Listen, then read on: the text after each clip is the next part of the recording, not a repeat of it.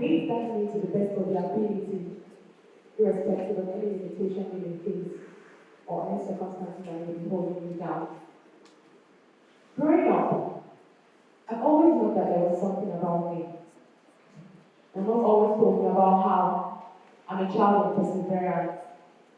She lost 2 of her twins to premature birth. They were born at 7 months, and in those days, maybe she didn't have enough know-how to keep them to survive. And they died after 7 days. When she got pregnant for me, she gave birth to me at exactly 7 months. And thankfully, maybe because of my experiences with my older twins, I was able to survive. So looking at my life, I realized that I'm truly a child of perseverance. And I started to notice that there was something in me that wanted to change the world. Something in me that wanted to just do better and impact my world and leave it in a better place. I remember during my NYSC days in Ejih. When I stepped into that school, my place of primary assignment, my heart leaped for joy. You know how during NYSC, everybody's looking for government house, secretariats, where they can get a lot of money. I was excited to walk into that school because I knew that there was a change that I was about to bring. And there was this little girl, she would come by, she would help me with my bag, sometimes on my way home. She would just stop by and say, Auntie, come back. She could not speak English, but I noticed that there was something in her that wanted to do better. She could not speak English, she could not write in English, of course they taught them in their local dialect. And I picked up the challenge to teach her. I asked her to tell my father that I was going to come and teach her in the house every day for the week, Monday to Friday. And the father was so excited that he offered to pay me 3,000 naira. If you've been a company before, you know that any extra money would make sense. So I already budgeted that 3,000 naira for every month to say, oh, it's set for something. But the times I was hungry, I just couldn't go on again with the lessons. But after 2-3 months, I began to see changes in the life of that little girl.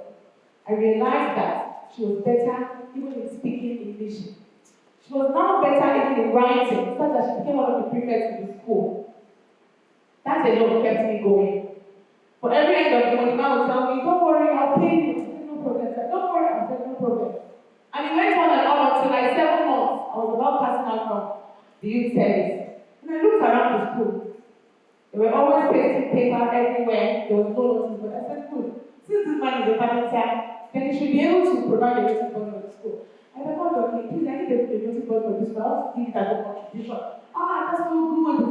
He congratulated me and I was so excited. I paid him some money to start the work. And when he eventually did, he mounted the notice board. So I was asking for the balance. I said, no. You have been owing me for the past 7 months and you didn't give me, so I just converted that money to a notice board. And it was just so funny because he realized that I was really there for a change. He recruited other parents to celebrate me, and the school principal gave me a commendation letter as I was about to leave. When I came back to Kano, on that fateful day I was hanging out with my friends at the University Airport, and they're also my accountability partners. And we're discussing about our plans for the year and what we had in mind to do. And I told them about how I just had this burning desire inside of me to see children at their full potential in their education and every area of their life. They said, okay, that looks like a nice idea. Why not just get to work? We will support you. And of course, it happened so much so that when it was time to actually do the work, when I looked back, no one was there. And I realized that if you really want to make a change, the onus is on you to actually get to work. Then I went to work. I met with people, I met with organizations, and you know what happened? Those friends of mine who were there at the time I said I wanted to do that thing, they came back to support me and we had a team.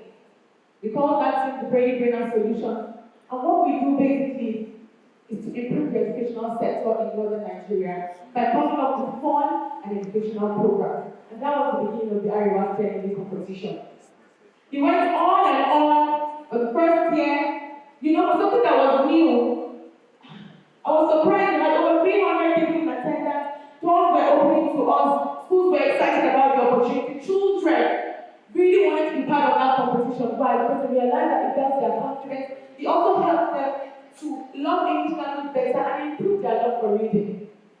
It went on and on. So the third year of the Arewa spelling competition, on that fateful day when I was crossing the road just after work, and then a bike hit me. I was about 8 months pregnant with my first daughter, and then my leg broke into two, my left leg. It was just about the way to the event, and I told myself, am I going to just throw out everything out of the window? Are we going to just perform schools, to say we're not holding this event anymore? Just don't worry, the founder is sick and she's incapacitated. A lot of things went through my mind, but I was able to draw strength from my inside.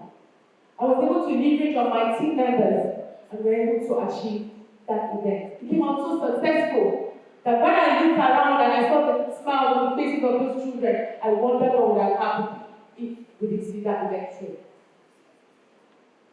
From my story, you can see the power of perseverance in challenging norms. You really cannot do anything if you allow fear hold you down. What is that thing you are afraid of? Are you afraid about the fact that you don't have enough support? Are you afraid about the fact that you don't have enough money to start that dream you have in your mind?